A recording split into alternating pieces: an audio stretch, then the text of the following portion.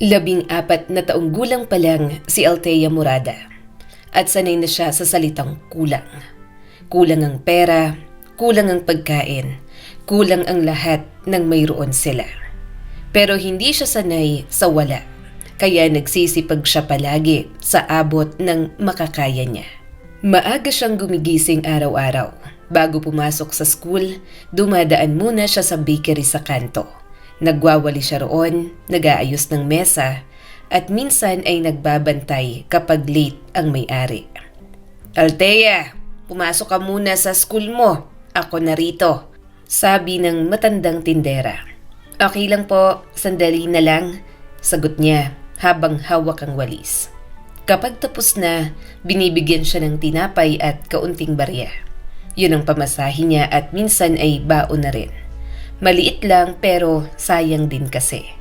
7 years old pa lang, ginagawa na yun ni Althea, kaya parang naging routine niya na talaga. Sa umaga, palagi siyang ganoon. Pag uwi niya sa bahay, nadadat na naman niya ang kanyang ina na si Leonora. "Anak, kumain ka muna," sabi ni Leonora kahit halatang ito mismo ay hindi pa kumakain. "Busog pa po ako," sagot ni Althea kahit hindi. "Ikaw na lang po, kumain na po ako sa school kanina. Libre po ako ng kaklase ko." Buntis ang kanyang ina, malaki na ang tiyan nito. Mabagal na rin ang kilos. Madalas pang sumasakit ang likod. Sila lang dalawa ang nasa bahay na yon. Madalas pang wala siya dahil mas mahaba ang oras niya sa school at kaunting sideline sa trabaho. Walang naiiwan sa nanay niya na medyo masela na ang pagbubuntis. Medyo matagal na kasing hindi umuuwi ang pangalawa nitong asawa na si Ramon. "Ano pong sabi ni Tio Ramon sa inyo?" tanong ni Althea minsan habang naghihiwa ng sibuyas. "Kailan ho ba raw siya uuwi? Malapit na po kayong mga naknay." Bahagyang natigilan si Leonora. "Mamaya raw uuwi." "Mamaya?" ulit ni Althea. "Oo." Hindi na siya nagtanong pa. Mabuti naman kung ganon. Bihira nang umuwi si Ramon ng maaga. Minsan, ilang araw pang wala. Kapag umuuwi, tahimik. Kapag nagsasalita, maikli. Kapag ganoon, napapatingin siya sa kanyang ina na umaasa. Nakakaramdam tuloy ng awa si Althea. Katulad ng sabi ng kanyang ina, umuwi na nga si Ramon. Iyon nga lang, ramdam niya ang bigat. Hindi nagsasabi ang kanyang ina na si Leonora, pero alam niyang may dinadala itong problema sa sariling asawa. "Kumain na ba kayo?" minsang tanong ni Ramon. "Oo," sagot ni Leonora. Tumango lang si Ramon, minsan hindi na kumakain, minsan hindi na nagsasalita. Basta ay nakakaramdam na siya ng lamig sa pagitan ng mga ito. May mga gabi rin na naririnig ni Althea ang mahihinang boses mula sa sala. "Hindi sapat ito," sabi ng nanay niya. "Gagawa ko ng paraan," sagot naman ni Ramon. "Kailan?" napailing si Ramon. "Pwede ba, Leonora? Huwag ka munang maraming tanong. Ang dami-dami kong iniisip ngayon. Dumadagdag ka pa." Hindi na sumagot ang kanyang ina. Gusto niyang sumabat pero pinigilan niya ang kanyang sarili. Away iyon ng mag-asawa kaya hindi siya nakisali. Hanggang isang umaga, nagising si Althea na parang mabigat ang hangin sa bahay nila. Lumabas siya ng kwarto. "Nay?" Nakita niya ang ina sa sala habang nakaupo sa upuan. Tulala ito, namumugto ang mga mata at parang magdamag na hindi natulog. "Nay?" tawag niya rito. "May problema po ba? Bakit po ganyan ang itsura niyo?" Dahan-dahang tumingala si Leonora.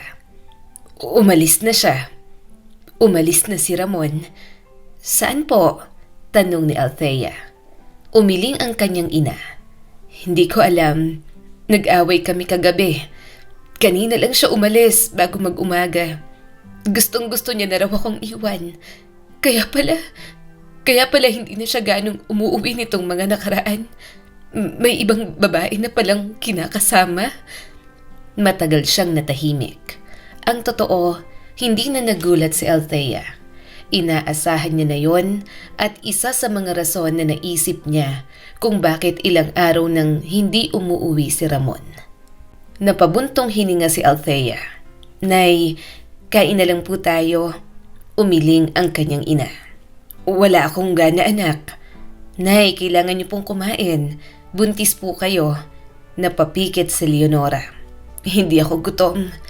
Tumayo si Althea. Hindi naman pwedeng hindi kumain si Leonora dahil lamang iniwan ng asawa. Nagluto siya ng instant noodles para sa kanilang dalawa. "Nay, kumain na po tayo," saad ni Althea. "Pilitin niyo pong kumain, baka manghina po kayo." Tinitigan siya ng nanay niya. Ikaw na lang, kailangan mo yan." Napailing si Althea. "Kailangan niyo rin po, mas kailangan po ninyo ng kapatid ko." Wala itong nagawa kundi ang sumunod sa kanya. Tahimik na kumain si Leonora. Mabagal pa nga at parang napipilitan. "Anak, pasensya ka na." Bumaling siya kay Leonora. "Bakit naman po? Hindi kita nabigyan ng mas maayos na buhay." Hindi agad sumagot si Althea. Minsan, dinidibdib niya kung bakit hindi na lang pantay-pantay ang lahat ng tao. Bakit kailangan na may mahirap? Bakit kailangan na may mayaman? Gayunpaman, sa lahat ng kahirapan, hindi niya kailanman sinisisi ang inang si Leonora.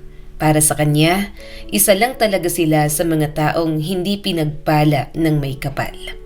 "Okay lang po," sabi niya sa huli. Kinagabihan, hindi makatulog si Althea. Naririnig niya ang paghinga ng nanay niya na may kasamang mahinang hikbi. Napatingin siya sa kisame. May maliit na butas doon at kita ang ilaw sa labas. Iniisip niya ang pag-aaral niya. Iniisip niya ang batang nasa tiyan ng kanyang ina. Silang dalawa na lang ni Leonora at sobrang clueless talaga siya sa mga mangyayari sa mga susunod na araw para sa kanila. Sa mga nakalipas pa ng mga buwan, lumalaki na ang tiyan ng ina ni Althea, habang paliit naman ang paliit ang mundo nila. Sa bawat linggong lumilipas, mas bumibigat ang kilos ni Leonora. Mas mabilis itong hingalin, mas madalas ang sakit ng balakang, at mas mahaba ang mga sandaling nakaupo lang ito sa bangko sa tapat ng bahay. Hawak ang tiyan na parang may kinakausap na hindi nakikita. "Nay, wag po muna kayong gagalaw," sabi ni Althea isang umaga. "Ako na pong maglalaba mamaya." "Hindi na kailangan," sagot ng kanyang ina. "Kaya ko pa naman. Ayokong maging inutil o walang ginagawa rito. Pabayaan mo na lang ako." Pero kita ni Althea ang pamimilipit ng mukha nito habang tumatayo. "Nay, sabi ng kapitbahay, bawal po kayong mapagod. Saka alam ko rin po yun kasi nga maselan po ang pagbubuntis nyo." Napabuntong hininga si Leonora. "Wala naman tayong choice, anak. Maselan ang kalagayan ko, pero hindi ibig sabihin puputulin ko ang mga bagay na ginagawa ko dati pa." Hindi na lang sumagot si Althea. Alam niya ang mga sinasabi ng kanyang ina, pero hindi niya lang kayang tanggapin. Sa umaga, pumapasok pa rin siya sa paaralan. Nakaayos ang uniforme, nakapusod ang buhok, at parang normal na estudyante na walang dinadalang problema. Walang nakakaalam na bago pa siya umalis ng bahay, nagluto na siya ng kanin, nag-iwan ng ulam para sa ina, at nagbilin ng kung ano-ano. "Nay, nandyan po ang tubig. Kung sasakit po ang tiyan ninyo, tawagin niyo si Aling Nena. At wag po kayong bababa ng hagdan dyan sa labas, wala pong aalalay sa inyo." Napangiti ang kanyang ina. "Parang ikaw na ang nanay kung makapagbilin sa akin, ha?" "Ayos lang ako, anak. Malungkot lang ako pero kaya ko pa naman." Sa klase, nakikinig si Althea. Pero kalahati lang ng isip niya ang nandoon. Kapag tumunog ang luma at basag-basag niyang cellphone, mabilis siyang napapatingin. "Uy, Althea!" Bulong ng kaklase niya. "Bakit parang lagi kang nagmamadali?" "May inaasikaso lang sa bahay," sagot niya. "Buntis kasi ang nanay ko. Kailangan ko agad umuwi para naman may mag-asikaso sa kanya. Saka medyo stress si nanay. Nilayasan kami ng asawa niya." Hanggang doon lang ang kinuwento niya. Pinipili niyang sabihin sa iba para gumaan ang kanyang loob. Wala naman kailangang sabihin ang mga ito. Hindi siya nag-e-expect ng mga payo. Gusto lang ni Althea na may makinig sa kanya. Dahil walang nagtatrabaho para sa kanila at hindi naman sapat ang kita niya sa sideline, wala na talaga silang makain.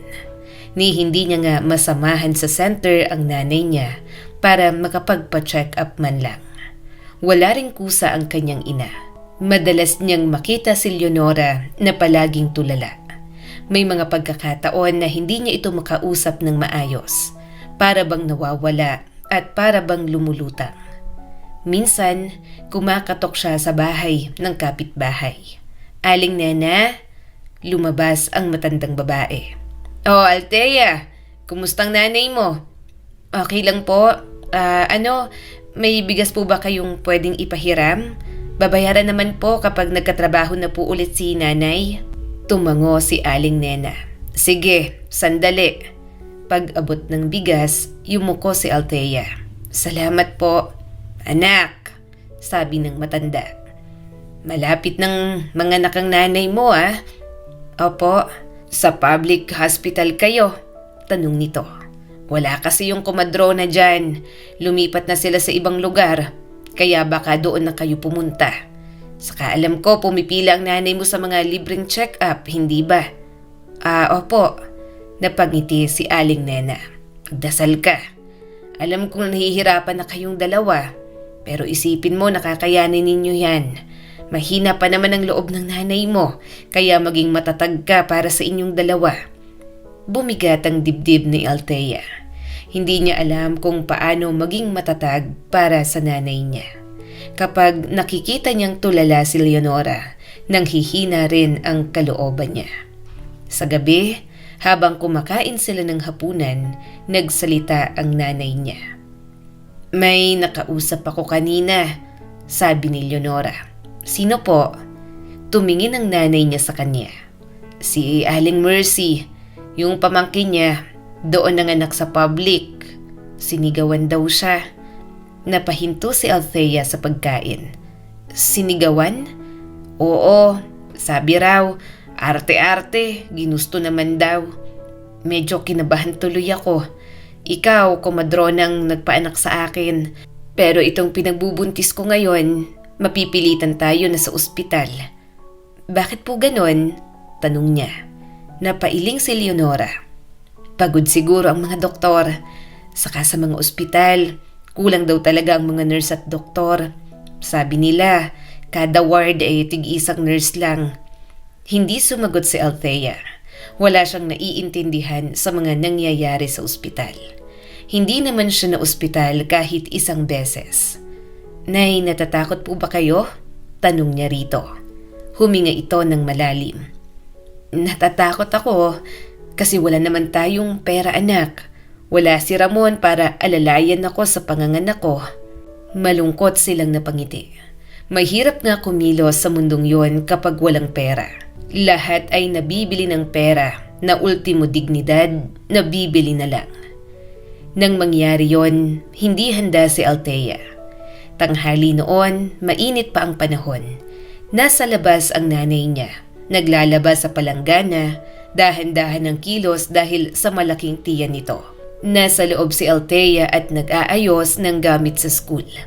"Nay, wag na po muna kayong maglaba," sigaw niya mula sa loob. "Mamaya na po yan. Ako na lang po pag uwi ko." "Kaya ko pa," sagot ni Leonora at hinihingal ang boses. "Kaunti na lang naman." Lumabas si Althea. Sobrang tigas ng ulo ng kanyang ina. Hindi niya na alam kung ano ang gagawin niya rito. "Nay, sabi ko po." Hindi niya natapos ang sasabihin. Nakita niya ang ina niyang napahawak sa gilid ng palanggana. Namutla ang mukha nito at nanginginig ang tuhod. "Nay?" Mabilis na lumapit si Althea. "Nay, ano po?" "Anak," mahinang sabi ni Leonora. "Nahihilo ako."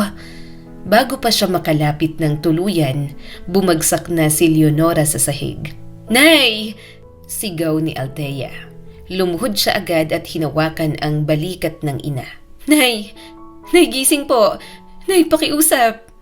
Mukhang napadaan si Aling Nena at narinig ang sigaw niya. Anong nangyari? Tanong ni Aling Nena. Bumagsak po siya. Halos hindi makapagsalita si Althea. Si nanay? Diyos ko! Sabi ng matanda. Kailangan sa ospital yan. Halika, tawagan natin ang mga driver dyan para matulungan ang nanay mo. Mabuti na lang nandoon si Aling Nena. Sinasabi nito kung ano ang gagawin niya. Nagpahiram din ito ng pera dahil walang-wala naman talaga sila. Nang maihatid nila si Leonora sa tricycle, hawak-hawak ni Althea ang kamay ng ina. Nay, nandito po ako. Anak, mahinang sabi ni Leonora. Pasensya na, huwag na po kayong magsalita. Pagdating sa public hospital, bumungad agad ang ingay. May mga naririnig siyang sigawan, may mga umuubo, may mga umiiyak. Pumasok sila sa emergency at isinakay niya ang kanyang ina na nasa wheelchair doon. Nurse! Sigaw ni Althea. Buntis po ang nanay ko, nahimatay po siya kanina. Pila muna! Sagot ng nurse at hindi man lang tumingin sa kanya. Maraming pasyente. Pero po, namumutla po ng sobrang nanay ko. Pila muna. Ulit nito. Neng, hindi lang nanay mo ang pasyente. Pumila kayo. Nanginginig si Althea habang tinutulak ang wheelchair. Nakapila sila pero sobrang matagal. Alam niyang maraming pasyente pero may dinadamdam sa tiyan ang kanyang ina. Wala man lang ginagawa sa kanyang ina kundi kunin ang vitals nito at ilang impormasyon. Nay, bulong niya. Kaunti na lang po. Huminga ng malalim si Leonora. Nahihirapan akong huminga. Lumapit si Althea sa nurse ulit. Nurse, nahihirapan po siyang huminga. Tatawag kami, maghintay ka lang. Nasungitan na siya ng nurse. Kung hindi nyo kayang maghintay, dalhin mo sa ibang ospital. Walang special treatment dito. Marami kayo at hindi pwedeng kayong uunahin. Para na siyang maiiyak. Nag-aalala siya sa nanay niya. Pero mas lalong nadagdagan dahil sa pagsusungit ng nurse. Naninikip ang kanyang dibdib kahihintay doon na may mag-asikaso sa nanay niya. Nang makapasok sila sa maternity ward, para bang ibang mundo yon. Sobrang lapit ng mga kama, halos magkakadikit. May babaeng umiiyak, may sumisigaw at may nagmamakaawa. Ayoko na, sigaw ng isa. Sobra na. Tumahimik ka, sagot ng nurse. Hindi ka nag-iisa dito. Napahawak si Althea sa gilid ng kama ng kanyang ina. Nay, nandito po ako, bulong niya kay Leonora. May dumaan na doktor na hindi man lang tumingin. May nurse na nagmamadali na at hindi nagsalita. Miss, tawag ni Althea sa isa. Ano pong gagawin sa nanay ko? Maghintay ka lang, sagot ng ibang nurse na tinanong niya. Marami kaming pasyente. Pero po, napailing ito. Miss, wag kang makulit. Napaatras si Althea. Umupo siya sa upuang bakal sa hallway. Doon niya naramdaman ang pagod. Hindi lang sa katawan, kundi sa loob niyang paulit-ulit na tinatanggihan. May babaeng lumabas mula sa delivery room na umiiyak. Nakaupo ito sa wheelchair at halatang hinang-hina na. Sinigawan nila ako, sabi nito sa kausap. Hindi ko naman alam na delikado pala sa bata kapag may UTI ako. Alam kong hindi ako nagpa-check up pero walang hiya naman. Palaging mahaba ang pila. Hindi naman ako sinasamahan ng asawa ko. Alam kong mali ako pero kailangan bang sigawan pa ako? Umiiyak ako kasi nasasaktan ako na nagkaroon ng komplikasyon sa anak ko. Kaartehan ba yun? Napayuko si Althea habang nakikinig. Ang dami-daming nangyayari sa paligid. Hindi nakakatulong sa pag-aalala niya sa kanyang ina. Gabi na nang maasikaso ang kanyang ina. Gabi na rin nang makatulog ito habang may swero. Hanggang sa nakita niyang may nananakit na naman kay Leonora. Una, bahagya lang ang pag-ungol ng ina ni Althea. Isang mahinang tunog na parang pinipigilan. Parang ayaw ipaalam sa mundo na may masakit na nangyayari sa loob ng katawan nito. Nakahawak si Leonora sa gilid ng kama. Nakapikit at pawis na pawis ang noo. "Nay," bulong ni Althea at nakatayo sa tabi ng kama. "Masakit po ba?" Tumango lang ang nanay niya at hindi na nagsalita. Ilang minuto ang lumipas, bumalik na naman daw ang sakit. Napasinghap si Leonora at agading kinagat ang labi. "Nay, huminga po kayo," sabi ni Althea kahit hindi niya alam kung tama ang sinasabi niya. "Ganito po, dahan-dahan." Sinubukan ni Leonora. Ramdam niya ang nanginginig nitong mga kamay. Maya-maya ay lumapit ang isang nurse. "Anong oras nagsimula?" tanong nito sa kanyang ina. "Kanina pa po," sagot ni Leonora. "Kanina kailan?" Huminga ng malalim ang nanay niya. Hindi ko po alam. Masakit na po simula kaninang umaga." Napabuntong hininga ang nurse. "Hindi ka pa naman full dilation. Huwag ka munang umarte." Napasinghap si Althea. "Hindi po siya umaarte," mabilis niyang sabi. "May masakit po talaga sa kanya." Lumingon ang nurse sa kanya ng mabilis at matulis ang tingin. "Tumahimik ka, hindi ikaw ang pasyente." Napaatras si Althea. Parang sinuntok ang dibdib niya. Ang kanya lang naman, huwag ng pagsalitaan ng kung ano-ano ang nanay niya. Sobrang offensive para sa kanya na sabihan ng nanay niyang nag-iinarte lang, gayong halata na sa mukha nito na may iniindang sakit. Habang tumatagal, mas dumadalas ang sakit na nararamdaman ni Leonora. "Ayoko na.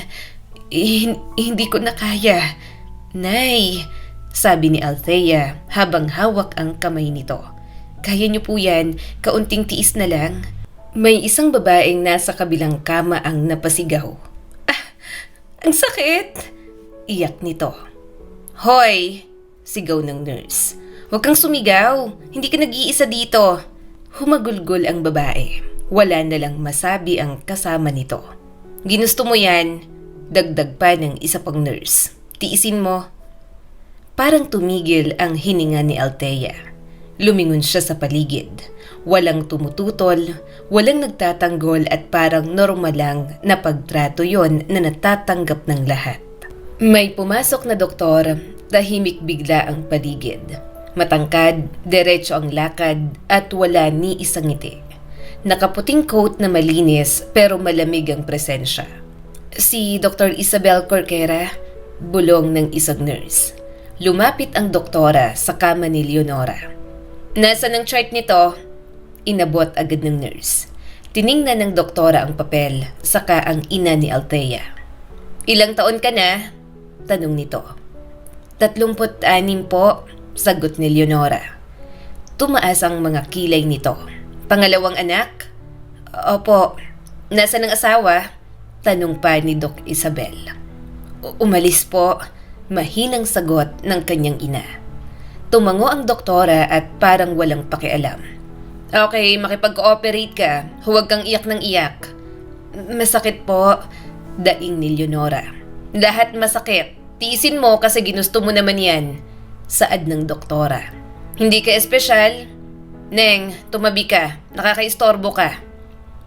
"Pero anak po niya ako," nanginginig ang boses ni Althea. "Hindi ka kailangan dito." Pinatayo siya ng nurse at iginiya palayo sa kama. "Dito ka muna." Dumikit ang likod ni Althea sa malamig na dingding. Doon siya naiwan na nakatingin at walang magawa para sa kanyang ina. Hindi niya maintindihan kung bakit parang hirap na hirap ang nanay niya na manganak. "Doc, ang sakit na po," umiiyak na sabi ni Leonora. "Tumigil ka sa pag-iyak," sagot ni Dr. Corquera. "Hindi makakatulong yan." Hindi ko na po kaya." "Anong gusto mo? Mamatay ang anak mo?" "Pinipilit natin na maging normal delivery ang panganganak mo. Kaya umayos ka kung ayaw mong mahiwaan ka. Tigilan mo ako sa kaartehan mo." Napapikit si Althea. Gusto niyang sumigaw, gusto niyang lumapit, pero parang mabigat ang paa niya. Maya-maya, may isa pang contraction na naramdaman si Leonora. Sigaw ni Leonora. "Hoy!" sigaw ng doktora. Sabi ko, wag kang sisigaw. Masakit po talaga. Nanginginig na sabi ng kanyang ina. Mas masakit kapag hindi ka sumunod, sagot ng doktora. Wala ka pa sa delivery room. Tahimik ang ward, tanging iyak at ungo lamang ang maririnig. Ginusto mo yan, dagdag ng nurse. Tiisin mo. Tumingin si Althea sa mukha ng ina niya. Namumula na ang mga mata nito. Nanginginig ang labi at pawis na pawis. Ate, pakiusap ni Althea. Pakiusap po, wag niyo po sanang sigawan ng nanay ko. Sobrang sensitive ang feelings ng nanay niya. Halatang stress ang kanyang ina. Hindi pa nakakatulong ang mga sinasabi ng mga ito kay Leonora. Huminto ang nurse. Miss, kung ayaw mo ng ganito, sana nag-private kayo. Parang may humampas sa sikmura ni Althea. Wala na siyang masabi. Kung magsalita ang mga ito, para bang isang kasalanan ang magbigay ng kaunting kabaitan sa kapwa. Dumating ang sandaling hindi na kayang pigilan ang lahat. Doc, sabi ng isang nurse at mabilis ang lakad. Mas madalas na po ang contraction. Nasa ilang sentimetro na? Tanong ni Dr. Isabel Corquera nang hindi tumitingin. 6 pa lang po. Napabuntong hininga ang doktora. Ang bagal. Narinig yun ni Althea kahit nakatayo siya sa gilid. Dikit pa rin sa pader na parang bahagi na ng pintura roon. Nakatingin siya kay Leonora na halos hindi na makapagsalita sa sakit. Ma, bulong niya. Tingnan niyo po ako. Dumilat ang nanay niya. Namumula ang mga mata at nanginginig ang labi. Anak, mahinang tawag ni Leonora. Huminga po kayo, ako lang po ito. Ngumiti si Leonora ng pilit. Saka napapikit muli nang dumating ang panibagong sakit. Tumigil ka, singhal ng nurse. Relax ka lang. Hindi ko na po. Napahikbi si Leonora. Napayuko si Althea. Kinagat niya ang labi para hindi magsalita. Ganoon pala kahirap manganak. Mas mahirap pa kapag wala kang pera at walang buong malasakit ang mga taong nasa paligid. Biglang nag-iba ang kilos ng mga staff. Doc, may problema po, sabi ng isang nurse habang tinitingnan ng monitor. Lumapit ang doktora at kumunot ang noo. Bumababa ng BP niya, ihanda niyo ng delivery room. Hindi na siya nakasama nang dalhin sa delivery room ang kanyang ina. Naiwan si Althea sa hallway at naghihintay doon. Umupo siya sa bangkong bakal, nanginginig ang tuhod niya sa sobrang kaba. Nay, bulong niya sa hangin. Kaya niyo po yan. Lumipas ang 5 minuto, 10, 30 hanggang sa hindi niya na alam. Maya-maya ay may dumaan na nurse at hindi man lang siya tiningnan. Ate, pakiusap ni Althea. Kumusta na po ang nanay ko? Mamaya, sagot nito at tuloy-tuloy ang lakad. May narinig siyang sigaw mula sa loob. Isang mahabang sigaw kaya napatayo si Althea. Napahawak siya sa dibdib niya. Parang hindi siya makahinga. Pumikit siya. Pumasok sa isip niya ang lahat ng takot niya. Paano kung hindi kayanin ng kanyang ina? Paano kung may mangyari sa baby? Paano kung wala na siyang uuwian? Pinilit niyang alisin ang mga yon. Hindi siya pwedeng bumigay. Lumipas ang oras. Nang bumukas ang pinto, may lumabas na nurse na pawis na pawis. Ate, mabilis na tanong ni Althea. Kumusta na po sila? Hindi agad sumagot ang nurse. Tumingin muna ito sa papel. Okay sila. Doon pa lang siya nakahinga ng maluwag. Muling nagsara ang pinto. Pagkatapos ng matagal pang paghihintay, tuluyang bumukas ang pinto. May lumabas na nurse na may kargang sanggol. Sinundan yon ng paglabas ng kama. Nakahiga si Leonora roon at maputla. Nay! Tumakbo si Althea. Anak! Mahina ang boses ng nanay niya. Nanganak na ako sa kapatid mo. Babae siya. Tumulo ang kanyang mga luha. At least, okay na ang nanay niya. Nakahinga siya ng maluwag kahit papaano. Naging malupit ang mga staff sa kanila sa ospital na yon. Pero ang mahalaga, ligtas na ang nanay at kapatid ni Althea. Gayunpaman, alam niya sa kanyang sarili na hindi niya yon makakalimutan. Na lahat ng hirap ng nanay niya sa ospital na yon, tumatak na sa puso at isipan niya. At mas lalong titindi yon sa sunod na mangyayari sa buhay ni Althea. Isang araw, tahimik ang bahay. Pagbukas ni Althea ng pinto, unang sumalubong sa kanya ang katahimikan. May tsinelas sa tabi ng pintuan na baliktad. Hindi yun normal. Ang nanay niya na si Leonora palaging maingat. Kahit pagod, kahit hirap, inaayos nito ang mga bagay sa bahay. "Nay?" tawag ni Althea. Walang sagot si Leonora. Iniwan niya muna ang bag niya sa sahig. Mabagal ang lakad niya papasok. Naririnig niya ang sarili niyang paghinga na parang masyadong malakas sa katahimikan. "Nay?" ulit niya ng mas malakas. Sinilip niya ang kapatid na si Jada na nasa duyan. Tulog na tulog ito, kaya marahan niyang inugoy. Pumunta siya sa kwarto ng kanyang ina pero pagbukas niya, parang tumigil ang mundo sa kanya. "Nay?" Nakatihaya ang ina niya sa kama. Maputla ito at parang hindi na humihinga. "Nay!"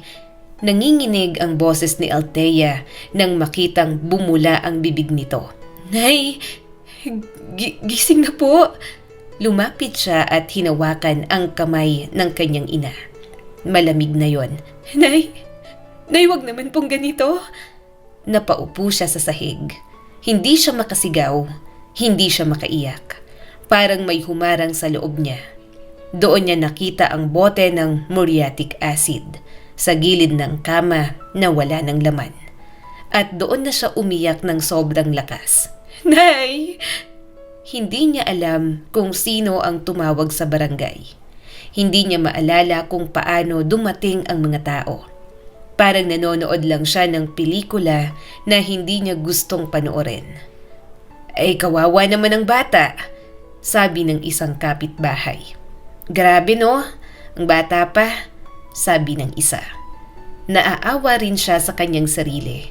Parang panaginip lang ang lahat. Hindi niya alam na ganoon na pala katindi ang depresyon ng kanyang ina. Wala man lang itong pamamaalam. Wala man lang paramdam na iiwan sila ni Jada ng pangmatagalan. Nang ilibing ang kanyang ina, nakakaramdam siya ng lungkot at galit. Hindi niya matanggap na iniwan sila ng ganoon ng kanyang kapatid. "Nay, ang daya-daya mo." Lumuluha siya sa harap ng puntod ng kanyang ina, habang buhat ang kapatid na si Jada. "Iniwan mo kami nang hindi pa namin kaya. Bakit hindi mo po nilabanan ng depresyon mo, Nay? Paano kami? Akala ko ba mahal mo kami?" Dahil maagang naulila, hindi alam ni Althea ang gagawin. Ilang araw silang nanatili sa bahay na mga kapitbahay ang umaalalay. Pero habang tumatagal, sinasabi ng mga ito na mas matutulungan sila kung pupunta sila sa DSWD. Naaaminin na ni Althea sa kanyang sarili na bata pa siya para alagaan ang kapatid niyang si Jada. "Althea," tanong ng isang opisyal, "ilan kayong magkakapatid?" "Dalawa lang po," sagot ni Althea. "May kamag-anak ba?" Umiling siya rito. "Wala po." Nagtinginan ang mga opisyal. Pinag-uusapan kung ano ang gagawin sa kanilang dalawa. Tinitigan niya ang kanyang kapatid. Ayaw niyang mawalay kay Jada. Pero alam niyang hindi niya kayang bigyan ito ng maayos na buhay dahil bata lang din siya. Kaya kung maipapaampun ito sa maayos na pamilya, tatanggapin niya pa rin kahit masakit sa kanyang kalooban. "Kailangan na nating ipasok sa DSWD," sabi ng isa. Ilang araw ang lumipas. Dinala na sila sa shelter. Doon, wala siyang iisipin na bayad sa upa. Pinapakain sila roon at may natitirhan. May nag-aalaga sa kapatid niya, pero sinasabi niya na siya na muna ang mag-aalaga hanggat hindi pa naaampon ang kanyang kapatid. Sana po mabait ang mag-ampon kay Jada, no? Sabi niya sa social worker. Sana kapag malaki na siya, hayaan po nila na makilala ako bilang ate pa rin ni Jada. Huwag din po sana siyang magalit sa akin na iniwan ko siya. Napangiti ang social worker. Hindi magagalit ang kapatid mo sa'yo kapag napalaki siya ng maayos ng mga magulang niya. Maiintindihan niya kung bakit mo siya iniwan. Kasi pareho naman din kayong bata pa. Sa gabi, umiiyak siya ng tahimik. Ayaw niyang marinig ng iba. Nay, bulong niya sa dilim. Sorry po, isusuko ko na po ang pag-aalaga kay Jada sa iba. Ilang buwan nang lumipas, may umampon na nga sa kanyang kapatid. Mas madaling maampon dahil baby pa ang kapatid niya. Nang kunin ng mga nag-aampon, sobra-sobra ang iyak ni Althea.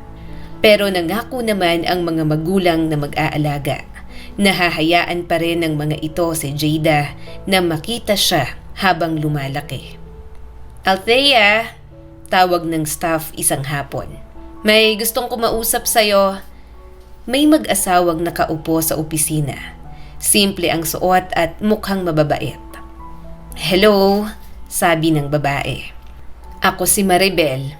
Ito naman si Rogelio na asawa ko. Tumango si Althea. Hindi niya alam kung bakit siya nandoon. Narinig namin ang kwento mo, saad ni Maribel. At gusto ka naming makilala. Doon nag-sink in sa kanya na kahit na ganoon, may gusto pa rin na mag-ampon sa kanya. May mga mabubuting tao pa rin na gustong kumupkup sa kanya. Nang tuluyan siyang mapasama sa mga ito, unang gabi pa lang, naglinis na siya ng bahay. Ayaw niyang maging pabigat. Ayaw niyang maisip ng mga taong kumupkup sa kanya at ng mga anak nito na tamad siya. Hindi naman siya legally adopted, pero ang mga ito ang nagbigay ng pamilya sa kanya. Nagpapaaral, nagpapakain at nagbibigay ng tirahan. Gusto niyang makita ng mga ito na palagi siyang tumatanaw ng utang na loob. Althea, sabi ni Maribel, hindi mo kailangan na gawin yan. May mga kasambahay naman tayo. Opo, sagot niya habang nagwawalis. Okay lang po. Sa totoo lang po, lagi ko pong iniisip kung anong ginawa ko po sa inyo para maging mabuti po kayo sa akin.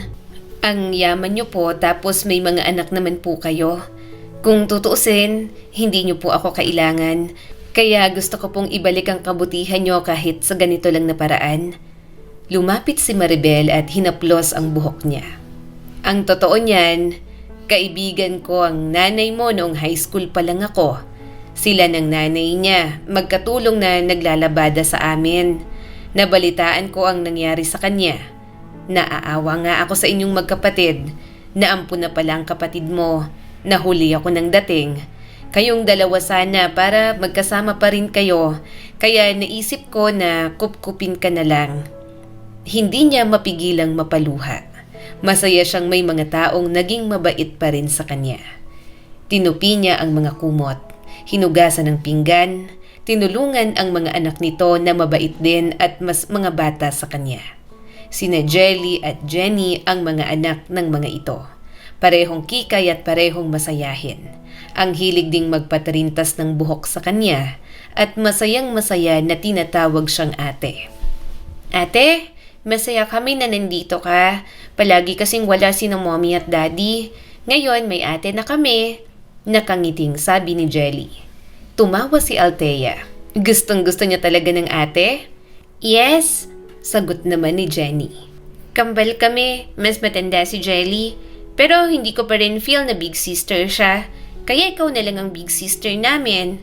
Ang mga classmate namin kapag hindi nakakapuntang parents nila, palaging big brother o kaya big sister ang pumupunta.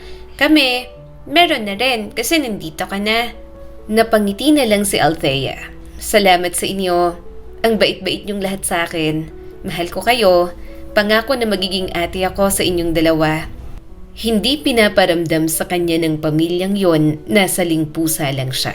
Palaging pinaparamdam sa kanya na kabilang siya at may silbi sa bahay na yon.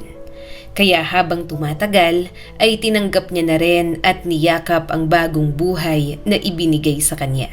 Palagi siyang maaga gumigising, palagi siyang masipag. Hindi dahil takot siyang palayasin, kundi dahil marunong na siyang magpasalamat sa mga bagay na hindi niya inaasahan. Sa mga lumipas na taon, naging maayos ang buhay ni Althea sa pamilyang kumupkop sa kanya. Halos lahat ay ibigay na sa kanya. Siya na lang talaga ang nahihiyang tumanggap. Kaya para naman makabawi, palagi siyang nag-aaral ng mabuti. Hindi lang para sa sarili niya kundi para makita ng mga ito na may magandang pinatutunguhan ang ginagawa ng mga ito sa kanya. Malapit ka nang mag-18, nakangiting sabi ni Maribel. Ano ang gusto mong gawin sa debut mo? Medyo nagulat siya sa tanong na yon. Po, wala naman po.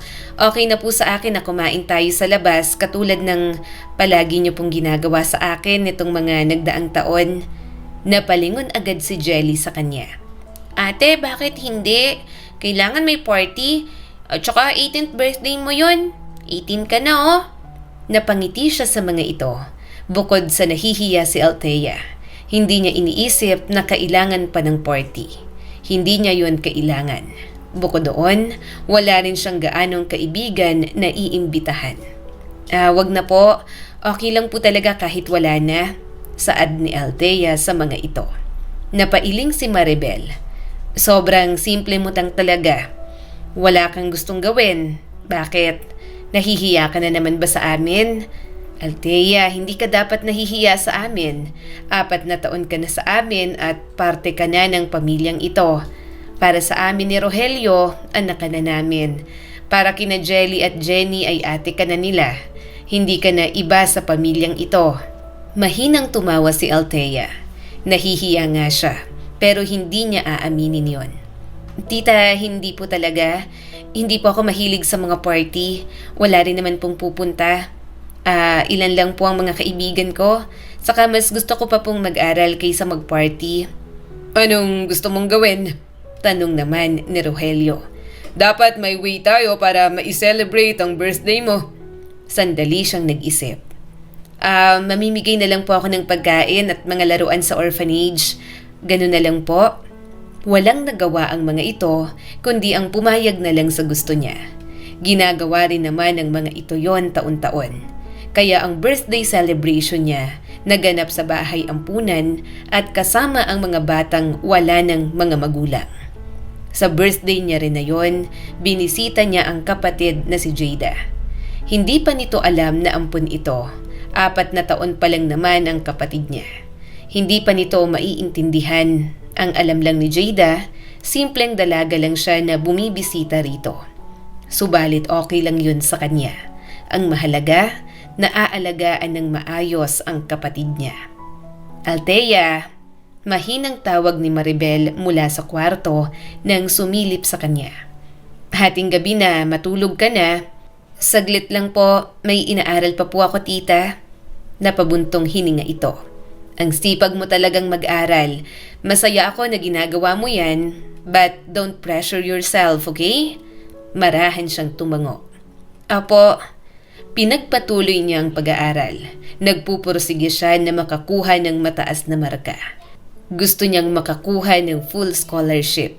Alam niya na kaya siyang pag-aralin ng mga taong kumupkup sa kanya. Pero nakakahiya pa rin, lalo na at gusto niyang kumuha ng medicine. Gusto niyang maging doktor talaga. Matagal at magastos, kaya ayaw niyang iasa lahat sa mga ito. Althea! Mahinang tawag ni Rogelio nang mapansin siya. Mukhang malalim ang iniisip mo ah. Napapitlag siya ng bahagya. Po? Ngumiti si Maribel. Kanina ka pang tahimik, may problema ba sa school? Umiling siya kaagad. Wala po, maayos naman po ang lahat. Halika, sabi ni Maribel at tinapik ang bakanteng upuan sa tabi nito. Dito ka maupo. Sumunod naman si Althea. Umupo siya sa tabi ni Maribel at bahagyang nakayuko ang ulo. Ramdam niya ang kaba sa dibdib. Parang alam niya na kung saan patungo ang usapan. Pero hindi niya pa rin mapigilan ang pagbilis ng tibok ng puso niya. Malapit ka nang magtapos ng senior high, bungad ni Rogelio. Nakapag-isip ka na ba kung anong kukunin mong kurso sa college? Napatigil si Althea. Sandali siyang hindi nakapagsalita. Ilang beses niya na yung ininsayo sa isip. Ilang gabi niya nang binuo ang mga salitang sasabihin niya. Pero ngayong naririnig na niya ang tanong, parang biglang natuyo ang kanyang lalamunan. Opo, mahina niyang sagot. Ano ang balak mo? Tanong ni Maribel na may ngiti sa labi at walang bahid ng pressure sa boses. Huminga siya ng malalim. Nursing po? Bahagyang tumaas ang kilay ni Rogelio. Nursing? Opo, sagot niya agad. Tapos po, balak ko pong magpatuloy sa med school. Gusto ko pong maging doktor. Saglit na katahimikan ang bumalot sa kanila. Hindi niya alam kung anong reaksyon ang kanyang aasahan. Sa isip niya, baka magulat ang mga ito. Baka mag-alinlangan. Baka sabihing mahirap, baka sabihing magastos. Kaya bago pa man makapagsalita, nagsalita na siya ulit. Pasensya na po talaga, bigla niyang sabi. Alam ko pong matagal at magastos po yung kukunin kong kurso. Kaya po nagsusumika po akong makakuha ng scholarship. Nag-apply na po ako sa iba't ibang foundations. At bala ko rin pong mag-part-time job habang nag-aaral para kahit papaano po'y makatulong ako sa gastusin. Napayuko siya. Ayaw niyang umiyak. Ayaw niyang magmukhang reklamador o ingrata. Pasensya na po talaga, dugtong pa niya. Hindi ko naman po kayo inoobliga. Kung sakali pong hindi kayanin, okay lang po sa akin na huminto muna. Alam ko po na may mga problema kayo sa mga desisyon ninyo ngayon. Pwede naman pong magtrabaho na lang po agad. Ayaw ko lang po talagang maging pabigat sa inyo. Tahimik pa rin sina Maribel at Rogelio. Pero sa halip na ang tensyon na kinatatakutan niya, bigla na lang tumawa si Rogelio. Naguguluhang napatingin si Althea. Bakit ka tumatawa, Rogelio? Tanong ni Maribel, bagamat may ngiti rin sa labi. Natatawa lang ako, sagot nito at umiiling-iling. Kasi parang napakalaki ng kasalanan niya sa atin kung makapag-sorry. Napalingon si Maribel kay Althea. Oo nga, bakit ka ba nagsosorry? Napamulagat siya. Po? Bakit mo iniisip ang lahat ng yan? Tanong ni Maribel. Bakit mo iniisip kung magastos, kung matagal at kung pabigat ka? Suminghot pa siya. Kasi po, kayo na po ang nagpapaaral sa akin. Kayo po ang gumagastos sa lahat. Natural lang po na isipin ko yon. Umiling si Rogelio. Althea, may utang ka ba sa amin? Napatigil siya. Po? May kontrata ba tayong pinirmahan na kailangan mong magbayad balang araw? Dugtong pa ni Rogelio. Seryoso ang tono pero hindi galit. Napakagatlabi si Althea. Wala po. May sinabi ba kami na kailangan maging ganito o ganyan ka para mahalin ka namin o suportahan? Tanong pa ni Maribel.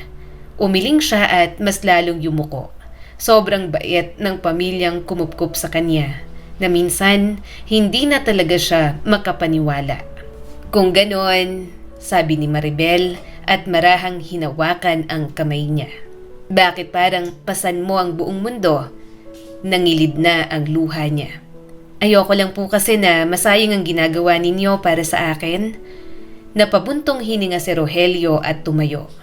Lumapit ito sa harap niya at bahagyang yumuko para magpantay ang mga mata nila. Makinig ka, Althea. Walang nasasayang sa ginagawa namin para sa'yo. Saka bakit mo naman iniisip kung may problema kami sa negosyo? Labas ka ron. Saka naayos naman namin. Hindi ka pabigat. Tumulo ang luha niya sa pisngi. Ano man ang kursong pipiliin mo, dugtong ni Maribel. Nursing man yan o kahit ano pa, wala kaming problema. Hindi namin inaasahan na magbabayad ka, sabi pa ni Rogelio. Hindi ka namin pinalaki para maging investment namin balang araw. Tinuring ka namin parang anak namin. Ang gusto lang namin, gumanda ang buhay mo. Ang gusto lang namin ay makatapos ka at dumating ang panahon na kaya mo nang tumayo sa sarili mong mga paa. Tahimik lang siyang umiyak. Hindi na niya kayang pigilan. Ang mga luhang matagal na niyang kinikimkim, ang takot na baka isang araw ay singilin siya ng mundo, Ang hiya na matagal niyang pasan, lahat yon ay bumuhos na. Hindi mo kailangan mag-part-time job, dagdag pa ni Rogelio. Mag-aral ka, yun ang trabaho mo. Suportado ka namin, sabi ni Maribel, kahit anong mangyari. Hindi kami maghihirap, sabay ngiti ni Rogelio. Hindi ka babagsak ng pamilya namin kung tutulungan ka namin na maging doktor. Saka proud kami sa'yo. Mahirap na kurso ang gusto mong kunin. Sina Jelly at Jenny, mga bata pa lang sila. Alam na naming ibang hilig nila. Si Jelly sa negosyo namin at si Jenny naman, palaging sinasabing gustong maging flight attendant. Malabong mag-medicine ang mga yan. Kaya masaya kami na kukuha ka na ngayon. Niyakap siya ni Maribel. Mahigpit, mainit at parang yakap ng isang tunay na ina. Doon tuluyang bumigay si Althea. Salamat po, umiiyak niyang sabi. Salamat po talaga. Hindi ko po alam kung paano ko kayo pasasalamatan. Sobrang bait niyo po sa akin. Hindi mo kailangan palaging magpasalamat sa amin. Sa dami ng pinagdaanan mo, gusto naming ibigay ang kaya naming ibigay sa'yo. Bulong ni Maribel sa buhok niya. Niyakap din siya ni Jelly at Jenny. Ramdam na ramdam niya sa mga ito na walang inggit at walang masamang intensyon ang mga ito sa kanya. Hindi niya hiningi pero kusang binigay ng mga ito ang pagmamahal at pamilya na kailangan niya. Unang araw pa lang sa kolehiyo, ramdam na ni Althea na ibang mundo ang pinasok niya. Maaga siyang dumating sa campus, bitbit ang isang simpleng backpack. Planchado ang puting uniforme, nakapulupot ng maayos ang buhok at walang gaanong kolorete sa mukha. Habang naglalakad siya papunta sa building ng College of Nursing, naririnig niya ang ingay ng mga kaklase niyang nagkukumpulan sa lobby. Grabe, ang aga ng klase, 8 a.m? Reklamo ng isang babae, may suot na mamahaling relo. True, sagot ng isa pa. Tapos ang traffic pa, nainis ako sa driver kanina, mali ang dinaanan.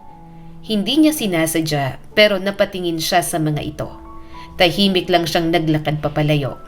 Sa isip niya, kung alam lang ng mga ito kung gaano siya kasanay gumising ng 4:00 para mag-aral bago pumasok sa public school noon. Kung gaano siya nagpapasalamat na may masasakyan siyang maayos ngayon at hindi kailangang maglakad ng malayo. Umupo siya sa loob ng classroom sa bandang gitna. Binuksan ang notebook, inayos ang ballpen at naghintay. Habang lumilipas ang mga araw, ganoon palagi ang eksena. May nagrereklamo dahil mahirap ang quiz. May naiinis dahil walang signal ang wifi. May nasisiraan ng loob dahil napagod sa duty. Si Althea ay tahimik lang, nag-aaral, nakikinig, nagtatanong kapag kailangan. Sa unang taon, madalas siyang mapagkamalang tahimik lang. Pero kapag recitation na, doon na siya napapansin. Miss Althea, tawag ng professor nila. Ano ang priority nursing intervention sa ganitong kaso? Tumayo siya at tuwid ang likod. Unang-una po, assessment ng vital signs at airway, breathing and circulation. Hindi po agad treatment kundi pa kompleto ang assessment. Napangiti ang professor. Okay. May mga matang napapatingin sa kanya. May mga bulungan siyang narinig. Matalino pala yun. Akala ko tahimik lang. Hindi siya umimik. Hindi niya hinangad ang pansin. Ang gusto niya lang ay matuto. Nang sumapit ang pangalawang taon, mas mabigat ang subjects. May ilang hospital duties na rin sila. Mas madalas din ang community visits. At doon niya unang lubusang napansin si Yuan. Matangkad, maayos manamit at palaging nakangiti. Palaging may kumpiyansa sa lakad at sa pananalita. At parang laging may sagot sa lahat. Obviously, ang gagawin mo dyan is address the underlying cause, not just the symptoms. Sabi nito isang araw sa klase nila. Napakunot ang noo ni Althea. Hindi niya gusto ang tono ng binata. Parang palaging mayabang. Palaging parang alam na alam ang lahat. At isa pa, palagi itong nakatingin sa kanya. Miss Althea, tawag ni Yuan isang beses pagkatapos ng klase. Pwede ba kitang makausap saglit? Napahinto siya. Ano yon? Tungkol dun sa sinabi mo kanina sa case discussion, sabi nito. Interesting ang point mo. Hindi ka ba interesado na e-expand pa yon? Tinitigan niya ito. Kung gusto mo, sa group discussion na lang, busy ako. Tumalikod siya at naglakad palayo. Narinig niya pa ang tawa nito. Ang sungit talaga. Kumunot ang noo ni Althea. Ayaw niya talaga kay Yuan. Nayayabangan siya sa presensya nito. Mukha ring spoiled brat. Nakita niya ang sasakyan nito at lakad makaanak ng CEO. Ang dami pang kaibigan, gumigimik sa mga bar at parang babaero rin. Kaya nga ayaw na ayaw niyang kausapin. Pero kahit ayaw niya pa, palagi silang nagkakasama. Sa community health visits, pareho silang laging volunteer. Kapag may kailangan magpaliwanag sa pasyente, pareho silang handang magsalita. Kapag may problemang klinikal, pareho silang nag-iisip ng solusyon. Isang araw, nasa isang barangay sila sa Bulacan para sa free check-up. BP niyo po, nanay, sabi ni Althea ng mahinahon. Medyo mataas po. Ano ang gagawin natin? Tanong ng matandang babae. Diet po muna at regular check-up. Sagot niya rito sabay ngiti. Iiwas po sa maalat. Lumapit si Yuan. Nanay, kung may maintenance na gamot, huwag pong ititigil bigla. Napatingin si Althea sa binata. Hindi niya inaasahan na pareho sila ng approach. Simple, diretso at may malasakit. Inirapan niya ito kaya tinawanan lang siya. Sinusungitan mo na naman ako. Ang bait-bait ko nga sa'yo. Hirit pa ni Yuan. Ako na rito. Kumain ka muna. Okay, matabang niyang sabi at iniwan na ito roon. Pagkatapos ng duty, sabay silang nagligpit. Hindi ka pala mahilig magsalita? Sabi ni Yuan habang nag-aayos ng gamit. Hindi siya nagsalita, baka isipin pa ni Yuan na gusto niya ito. Pero masyadong makulit ang isang Yuan. Ngumiti ito. Pero kapag nagsalita ka may laman. Tinaasan niya ito ng kilay. Ano ba talagang gusto mo? Sobrang papansin mo. Mas lalong lumawak ang ngiti ng binata. So, ibig sabihin, napapansin mo na ako? Ewan ko sa'yo. Gayunpaman, palagi man sinusungitan ni Althea. Hindi pa rin niya maitatangging matalino ang binata at may sense kausap. Sa mga sumunod na buwan, mas marami pa silang palitan ng ideya. Sa tingin mo, anong pinakamahirap sa pagiging nurse? Tanong ni Yuan isang gabi habang nag-aaral sila sa coffee shop. Study group yon pero katapat niya si Yuan kaya siya ang palaging tinatanong. Hindi siya agad sumagot. Makita ang pasyente na walang kakayahang pumili. Napatingin ito sa kanya. Explain. Kapag wala kang pera, wala kang choice. Sagot niya. Kahit alam mong kailangan mo ng gamutan, hindi mo magawa. Saglit na natahimik si Yuan. Hindi ko pa yun naranasan. Siyempre, mayaman kayo. Sa ospital ng pamilya nyo, mayayaman lang ang ginagamot ninyo. Kaya paano mo malalaman na mas kailangan ng mahihirap ang magandang kalidad ng healthcare sa Pilipinas? Pero hindi naman kita sinisisi dahil hindi mo naman kasalanan kung mayaman kayo at kinalakihan mo. Mataman siyang tiningnan ni Yuan. Gusto pa kitang maintindihan. Mataman din siyang nakipagtitigan dito. Hindi ako magiging bitter dahil lang iba ang pribilehiyong meron kay Yuan. Naiinis lang ako sa sistema na kung sino pang mga naghihirap, sila pang nakakatanggap ng mas bulok na serbisyo, ang naiipit sa ginagawa at pagiging gahaman ng mga tao sa pamahalaan. Kung inaayos lang sana ang mga healthcare facilities at ang healthcare sa bansa, walang doktor o nurse na mangingibang bansa. Wala sanang matatakot magpa-ospital kasi walang pera. Mas magagaling pa sana ang mga nurse at doktor. Hindi pagod at hindi nabubunto ng frustrations ng health professionals sa mga pasyenteng mahihirap. Noong bata siya, palagi niyang iniisip na masasama ang mga ugali ng mga health professionals sa public hospitals dahil mahihirap ang ginagamot ng mga ito na walang bilang kapag walang pera. Na bawal magreklamo kasi libre. Galit na galit siya. Kaya nga siya nangangarap na maging isang doktor. Subalit hindi pala ganoon.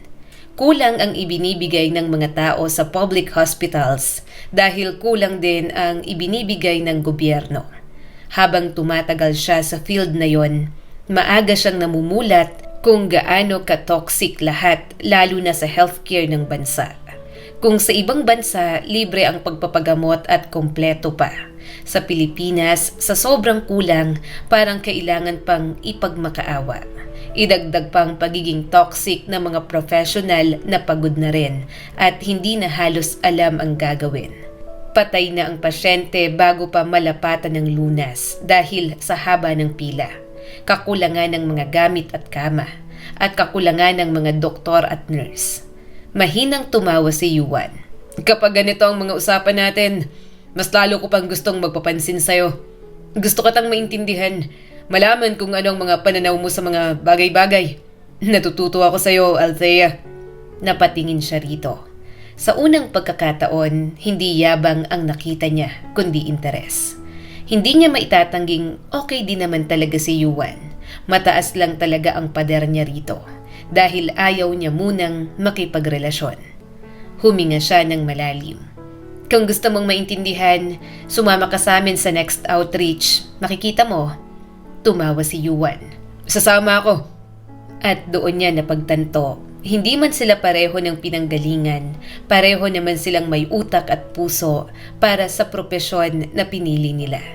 Hindi niya pa rin lubusang gusto si Yuan, pero nire-respeto na niya ito. At sa bawat araw na lumilipas, habang lumalalim ang kaalaman niya, mas lalong nagiging malinaw ang pangarap niya. Hindi lang basta maging doktor, kundi maging doktor na marunong umintindi, hindi lang ng sakit, kundi ng isang tao. Pagsapit ng 3 taon ni Althea sa kolehiyo, ramdam na niya ang bigat ng kursong pinili niya. Hindi na yon katulad ng mga naunang taon na puro lecture, quizzes at papel ang kalaban. Ngayon, oras na para humarap sa totoong tao, totoong sakit at totoong responsibilidad. Maternal and child nursing ang major rotation nila noon. Sa isang pribadong ospital siya na-assign. Isang malinis at tahimik na lugar na may malamig na aircon, kompletong gamit at sapat na staff. Laging may instructor na nakasubaybay, laging may protocol na sinusunod hanggang sa pinakamaliliit na detalye. Suot niya ang puting uniforme, may nameplate na malinaw na nakalagay na Althea at student nurse. Sa unang araw ng duty, bahagya siyang kinabahan. Pero habang tumatagal, napapalitan yon ng kakaibang pakiramdam na parang tama siya sa lugar na yon. Student nurse, ikaw nang mag-check ng fetal heart tone, sabi ng clinical instructor. Opo, sagot niya agad. Maingat niyang inilapat ang Doppler sa tiyan ng buntis. Nakikinig siya at hinahanap ang tamang tunog. At nang marinig niya ang mabilis at matatag na tibok ng puso ng sanggol, napangiti siya. Normal po ma'am, sabi niya sa instructor. Tumango ito. Good job. Sa delivery room, kahit tagamasid pa lang siya, hindi niya mapigilang manginig ang kamay. Kapag ganoon, naaalala niya ang kanyang ina. Talaga? Nalulungkot ka? Tanong ni Yuan sa kanya habang nagkakape sila sa labas ng ospital. Tumango siya rito. Oo, ibang-iba talagang trato kapag public at private hospital. Yung nanay ko, tinawag pang nag-iinarte. Ayokong mag-diagnose agad kasi hindi naman dapat ganun. Pero pakiramdam ko, nasa depression state ang nanay ko noon, kaya dumagdag sa emotions niya ang pagtrato ng mga staff sa amin dun sa ospital. Sa public namin siya dinala. Grabe yung natanggap naming treatment mula sa staff. Kaya ngayong OJT ko rito sa private hospital, napapaisip ako na kung may pera lang kami noon, sana maayos ang natanggap ng nanay ko at maayos na naipanganak si Jada. Baka hindi rin nagpakamatay ang nanay ko. Napabuntong hininga si Yuan at pinunasan ng luha niya. Naiiyak ka na. Bahagya siyang tumawa at umatras sa hawak nito. Naluha na pala ako. Sorry. Namungay ang mga mata ni Yuan. Ginusto kong maging doktor kasi yun ang buhay na nakamulatan ko. Mula sa mga pinsan ko, mga lolo at lola, mga magulang at mga kapatid. Lahat kami mga doktor. At dahil doon, na-pressure ako na ito rin ang tahakin ko. Pero dahil sa'yo, ang dami-dami kong natututunan lagpas sa libro na inaral natin. Nakikita ko ang determination mo na makuha ang pangarap mo. Kaya nagkakaroon din ako ng bagong motivation na abutin din ang sa akin. Althea, magiging doktor tayo. Kaya nating dalawa to. Mahina siyang tumawa pero naluluha na rin. Tayong dalawa? Bakit? Girlfriend mo ba ako? Ngumuso ang binata. Bakit? Gusto mo? Gusto mo ba? Napahalakhak si Althea. Ayoko sa'yo. Babaero ka at ang hiling mo sa gimmick. Gusto ko yung mga good boy. Mukha kang bad boy, Yuan. Kaya kong maging good boy. Althea, hindi nga. Hindi kaya ako babaero. O sige, mag-gimmick ako pero kapag ginawa mo akong boyfriend, may karapatan ka ng pagbawalan ako. Natatawa niya na lang itong iniwan sa labas. Nagpatuloy ang maayos na daloy ng OJT ni Althea sa pribadong ospital. May oras para magtanong, may panahon para huminga. Nakikita niya kung paano alagaan ang mga pasyente roon, kung paano kausapin ng mahinahon ang mga magulang. Pakiramdam niya, nurse na talaga siya roon. Pero hindi pa doon nagtatapos ang lahat. Pagsapit ng ika-4 na taon, tuluyan ng nag-iba ang mundo niya. Public hospital kayo this year, sabi ng dean sa orientation. Prepare yourselves, hindi ito madali. Narinig niya ang mga bulungan ng mga kaklase niya na toxic daw doon. Walang tulog at kulang sa gamit. Mga tipikal lamang na reklamong naririnig niya. Napangiti lang si Althea. Wala siyang pakialam. Yun nga ang gusto niya. Kung may isang bagay na natutunan siya sa buhay, yon ay kung paano ang magtiis. Unang araw pa lang sa public hospital, sinalubong na siya ng magulong daloy ng sistema roon. Mahabang pila ng pasyente, mga batang umiiyak, mga nanay na balisa, mga nurse na halos hindi na makaupo. Student nurse? Tanong ng head nurse. Opo, sagot niya. At doon nagsimula ang pinakatotoong laban. Night duty, weekend duty, holiday duty. Community immersion sa malalayong barangay. Leadership at management duty kung saan kailangan niyang ma-assign. Mag-report at magdesisyon kahit nanginginig na ang tuhod sa pagod. Minsan, 3 oras lang ang tulog niya. Minsan, wala talaga. Gutom na gutom ka, saad ni Yuan nang maghatid ng pagkain sa kanya. Busy din ito sa ibang ospital pero nasasabay pa ang panliligaw sa kanya. Paano na lang kapag wala ang katulad kong pogi na manliligaw mo? Kailan mo kaya ako sasagutin? Kapag doktor na ako, natatawa niyang sagot dito. Napaungol ang binata. Ang tagal pa nun. Di ba pwedeng boyfriend mo ako ngayong nag-aaral tayong dalawa? Alam mo namang first year pa lang tayo. Patay na ako sa'yo, Althea. Tinawanan niya lang ito. Ang totoo, kaunting-kaunti na lang ay sasagutin niya na ito. Kapag hindi na siya stress, ipapakilala niya na si Yuan sa pamilyang kumupkup sa kanya. May mga araw na walang bakanteng kama ang pasyente. May mga gabing sabay-sabay ang emergency. May mga sandaling gusto na lang niyang umiyak sa CR. Ikaw ang mag-insert ng IV sa pasyente sa kabila, saad ng nurse sa kanya. Napasinghap si Althea. Po, pero wala pa po akong bantay na instructor. Mataman itong tumingin sa kanya. Sige na, nakita na kitang mag-insert ng IV. May tiwala ako sa'yo. Pumayag naman ng pasyente. Sobrang kabado siya. Mataba ang pasyente, kaya nahihirapan siyang hanapin ang ugat. Pero mabuti na lang na kaya niyang hanapin agad at hindi siya nakailang tusok. Saka lang siya tiningnan ng staff nurse ng maayos niyang nagawa. Nanginginig ka, saad ng pasyente sa kanya. Yumuko siya agad. Pasensya na po kung baguhan pa lang po ako. Ayos lang, naintindihan ko naman. Mga doktor dito at mga nurse kadalasan na baguhan. Yung magagaling, pumupunta sa ibang bansa para doon magtrabaho. Yung tatay ko, hinawakan ng baguhan din na doktor. Parang ginawang testingan. Yun, namatay na lang ng tuluyan. Gusto naming magreklamo, pero para saan pa? Libre na nga kaming tinitingnan. Mahirap lang kami at walang panahon para magreklamo. Iniisip na lang namin na mahalagang natingnan ng tatay namin na inilaban ang buhay niya. Konsensya na lang ang bahala sa doktor na yon. Doon niya lubusang naintindihan kung gaano ka-toxic ang public hospital. Hindi dahil sa mga pasyente o mga nurse o doktor, kundi dahil sa sistema na mayroon sa linyang yon. Sumasakit ang kalooban niya na mas marami pa ang naabutan ng komplikasyon, ng kamatayan, kaysa mabigyan ng may kalidad na gamutan. Sinusundo na kita! Inayos ni Yuan ang hoodie niya. Pagod ka na. Ngumuso si Althea. Ikaw din naman. Pareho silang haggard. Pareho silang may eye bags. Pareho silang amoy alcohol at disinfectant. Buhay ka pa? Tanong nito at mahinang tumawa. Ewan, sagot niya. Parang hindi na. Umupo si Yuan sa tabi niya. Gusto mo ng kape? Binili kita.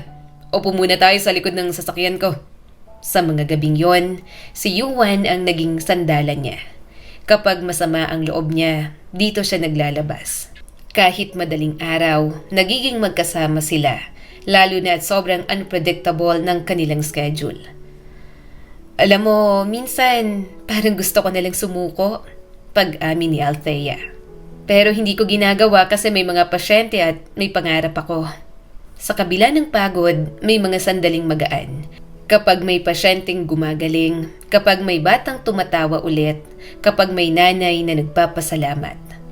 Salamat, Nurse Althea, sabi ng isang pasyente sa kanya minsan. Student nurse pa lang siya noon, pero parang sapat na yon para magpatuloy. Mahigit 2,000 oras ang tinapos niyang duty. Bawat oras may kapalit na kwento, may kapalit na sakit, may kapalit na aral. At sa gitna ng lahat ng yon, nandoon si Yuan na kaibigan niya, kakampi at matagal nang manliligaw. Magbigay ka sa akin ng isang tanong na gusto mong itanong sa akin na naghahanap ka ng sagot, sabi ni Althea nang nasolo na nila ang isa't isa. Katatapos lang ng kanilang graduation, pero hiningi niya ang pagkakataon na makasama ito saglit. Kumunot ang noo ni Yuan. Ano yun? Namula si Althea sa hiya. Ibinigay niya na lang ang regalo niyang keychain dito. Mahinang tumawa si Yuan, pero nawala ang tawa nito nang mabasa ang nakasulat doon. Neurosurgeon of my heart? Mahinang tanong ni Yuan. Napakagatlabi si Althea. Alam kong wala pa, pero naniniwala ako na magiging magaling kang neurosurgeon. Naniniwala. Hindi na siya nakapagsalita nang idampi ni Yuan ang mga labi sa kanya. Marahan sa una hanggang sa mas lumalim pa. Para bang gustong iparamdam ni Yuan ang pananabik nito at ang karapatan nito sa kanya. Sa wakas, hingal na sabi ni Yuan sabay haplos sa labi niya. Girlfriend na kita. Panaginip ba to? Babawiin mo ba to? Napakagatlabi si Althea. Bakit? Gusto mo ba? Siyempre hindi. Humalakhak ang binata at pinagdikit ang mga noo nila. Abutin natin ang mga pangarap natin. Magiging neurosurgeon ako at ikaw magaling na oncologist. Magkasama tayo rito. I love you so much. Pwede bang ikasal na tayo agad? Nabigla siya sa sinabi nito. Pero ilang taon na silang nagliligawan. Napatunayan niya naman na mahal siya ni Yuan. Para saan pa para patagalin nila yon? Kaya bago pumasok sa medical school, nagpaalam na sila sa kanilang mga pamilya. Nagpakasalang sila ng civil wedding. Sa kondo na rin ni Yuan umuuwi si Althea. Ako na po ang magpapaaral kay Althea. Ako na po ang asawa niya, kaya okay lang po sa akin kahit ako na. Nakangiting sabi ni Yuan. Napabuntong hininga si Maribel. Sige, kung yan ang gusto ninyo. Basta anak, huwag mo kaming kalimutan, ha? Alam kong magiging busy kayong dalawa sa med school ninyo, pero bumisita pa rin kayo dito every month. Mamimiss ka ni na Jelly at Jenny. Nakangiting tumango si Althea. Oo naman po, mamimiss ko rin po kayo. Salamat po sa lahat ng itinulong po ninyo sa akin. Binuo nila ni Yuan ang mga pangarap nila habang mag-asawa sila. Pagkatapos sa medical school, doon sila nagdesisyon na magkaroon ng anak. Kambal pa nga sina Dylan at Morgan. Hindi naman sila nahirapang alagaan dahil tumutulong sa pag-aalaga ang mga magulang ni Yuan. May resources din sila sa lahat ng kanilang mga pangangailangan. Mag-giveaway ako, Yuan. Ikaw muna ang mag-take ng PLE, sabi ni Althea sa kanyang asawa. Napabuntong hininga ito. I'm sorry. Mahina siyang tumawa. Bakit ka naman nagsasorry? Ginusto naman natin si Dylan at Morgan. Alam ko naman na babae ako. Kapag nagkaroon ng anak, saglit na titigil ang mundo ko para sa mga bata. Alam ko na to. Ako muna sa mga anak natin. Gusto ko silang alagaan na ako lang talaga hanggang sa maka 2 years old na sila. Hindi naman pwede na pareho tayong busy. Magi-give and take tayo para sa mga anak natin at magiging mga anak pa natin. Hinaplos ni Yuan ang mukha niya. Salamat. Ang galing-galing mo. I'm so proud of you. I love you so much, Althea. Napangiti siya sa kalambingan ng kanyang asawa. I love you too. Tutulungan mo na lang ako na mag-review kapag ako naman ang magtitake ng PLE. Magiging magaling na housewife muna ako. Hihilutin kita kapag pagod na pagod ka na. Tumawa ang kanyang asawa. Niyakap siya ni Yuan at sinayaw-sayaw pa. Hindi naman sila palaging masaya, pero alam niyang hindi siya nagkamali ng lalaking piniling mahalin at pakasalan. Katulad ng plano, umayon naman ang lahat. Naging mabuti na muna siyang may bahay sa kanyang mag-aama. Kumusta? Tanong niya sa kanyang asawa habang minamasahe ito. Napagod ka? Marahang tumango ang asawa niyang si Yuan. Oo, 2 operasyon kanina na ilang oras ang tinagal. Pero okay na ako. Biglang nawala ang pagod ko. Nakita ko ng maganda kong asawa. Malakas siyang tumawa. Bolero, hindi naman ako palaging maganda. Napangiti si Yuan. Mahal, kahit tumaba ka, kumulubot ang balat mo. Mamahalin pa rin kita. Gandang-ganda pa rin ako sa'yo. Pagkatapos ng 2 taon, siya naman ang nag-take ng PLE. Sa awa ng Diyos, nakapasa siya at isa na siyang ganap na doktor. Nakapagtrabaho na rin siya sa ospital. Tinutuloy ang kanyang residency habang kumukuha ng specialization para maging oncologist. Sa ospital ng pamilya ni Yuan siya nagtatrabaho, kaya medyo pabor talaga sa kanya. Si Yuan, tuloy-tuloy lang din sa residency nito pero mas nasa opisina na ngayon. Wala naman kasing ibang magmamana kundi ito, kaya tinetrain na rin na mamahala. Okay lang yon para mas may oras ito sa mga anak nila. Hindi naman pwedeng pareho sila na sobrang busy. Gayunpaman, kahit nandoon si Althea, hindi nawala ang apoy sa kanyang dibdib. Palagi pa rin siyang pumupunta sa mga medical mission at sa mga public hospital. Doon niya mas pinipiling ibigay ang serbisyo niya. Kaya minsan talagang may nakakabangga siyang kapwa niya doktor. Doc Althea, tawag ng isang nurse. Yung pasyente sa bed 12 nagrereklamo po ng sobrang sakit. Tumango siya agad. Pupuntahan ko. Paglapit niya sa bed 12, nakita niya ang isang payat na babae na nasa 40 ang edad. Pawis na pawis at nanginginig ang kamay. Doktora, mahinang sabi ng pasyente. Masakit po. Parang pumuputok ang loob ko.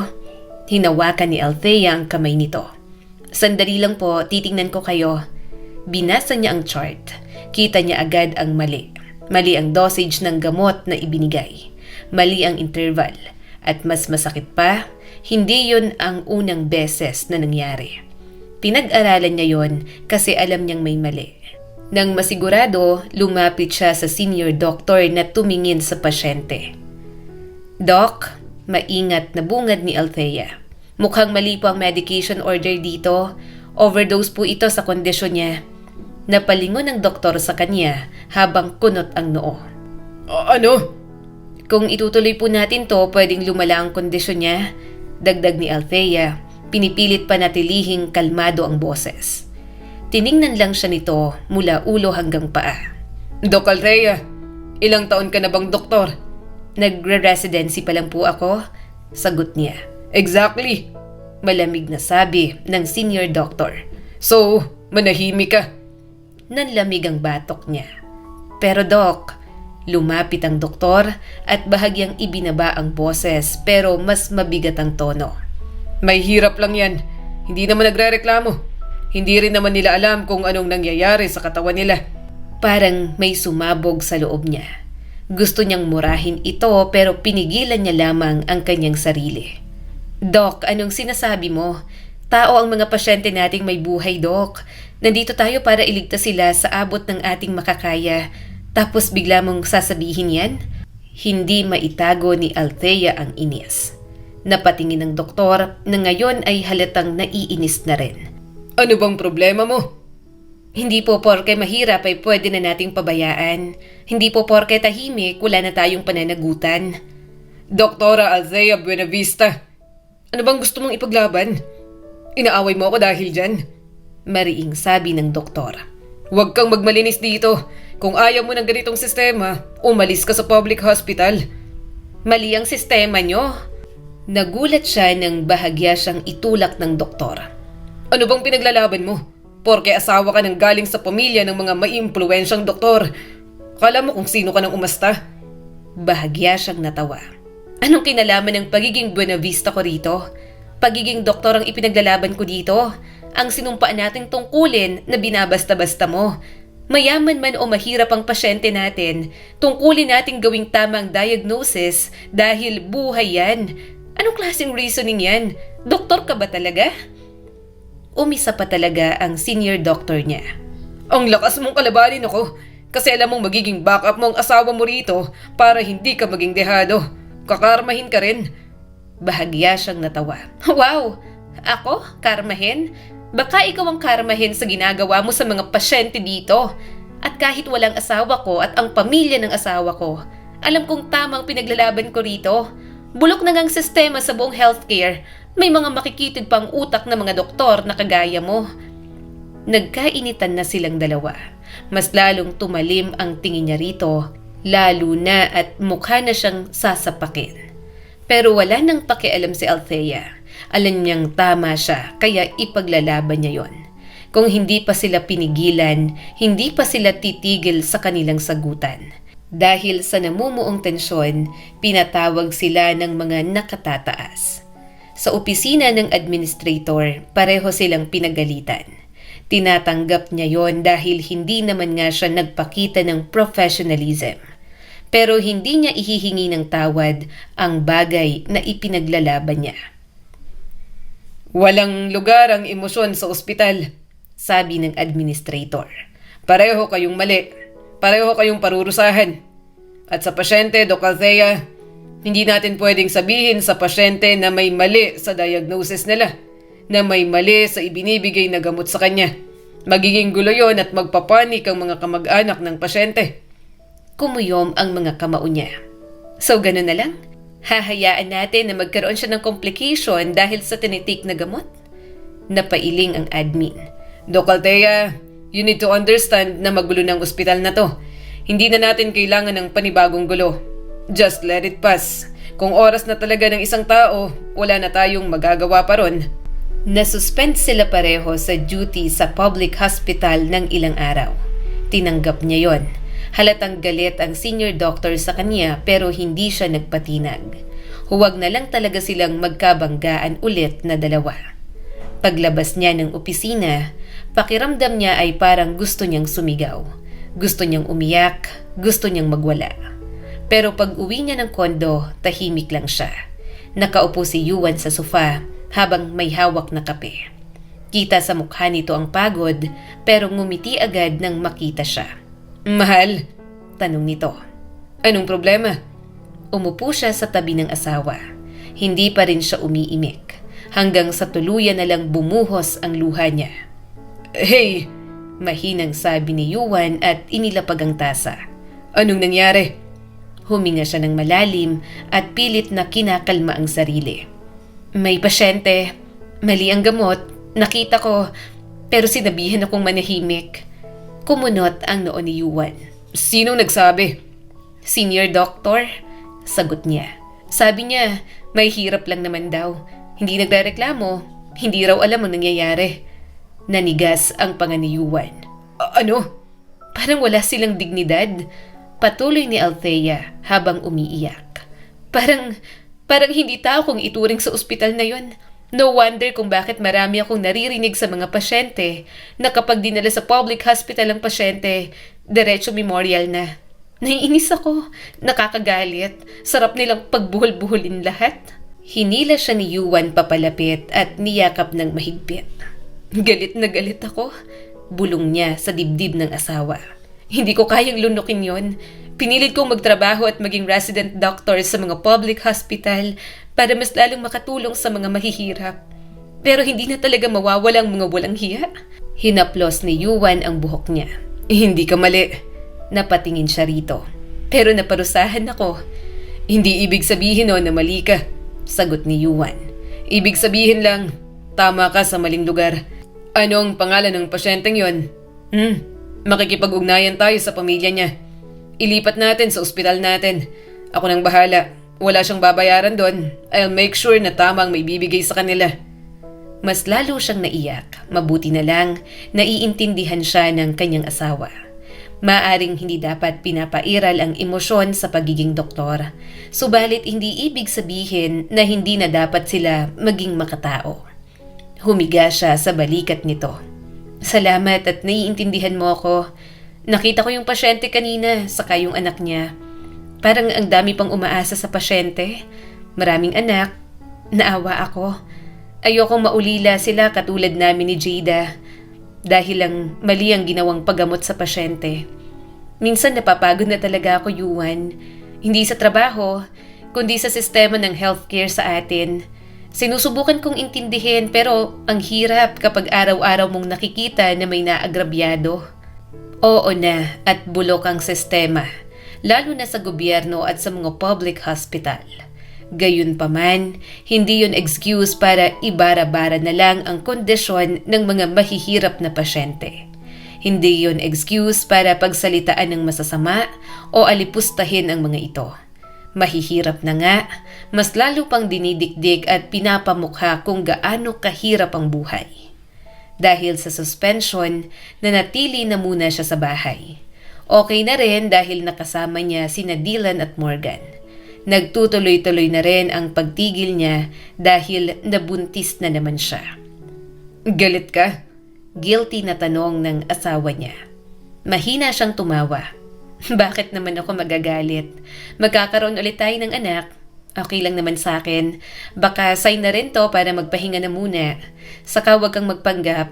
Alam kong sinadya mo na buntisin ako para hindi ko muna isipin ang residency ko. Alam ko na yung style mo.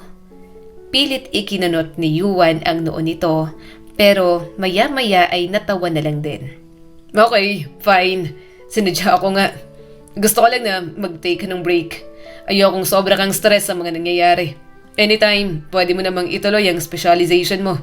Nanggigigil siyang niyakap ng kanyang asawa. Natawa na lang si Althea.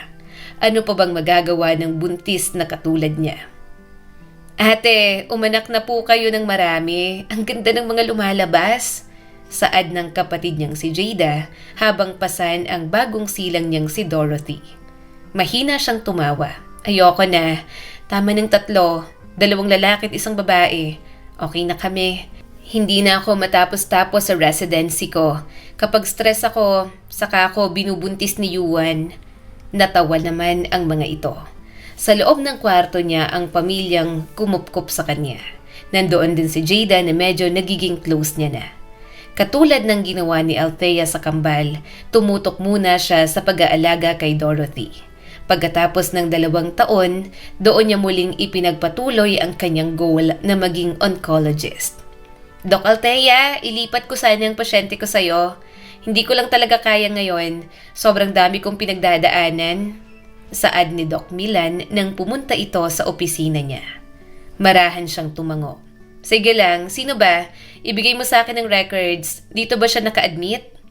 Sa ibang ospital, private doctor niya ako. Huwag kang mag-alala. Naabisuhan ko ng pamilya. Sinabi ko na magaling ang papalit sa akin. Siyempre, Doc, may tiwala ako sa'yo. Mahina siyang tumawa.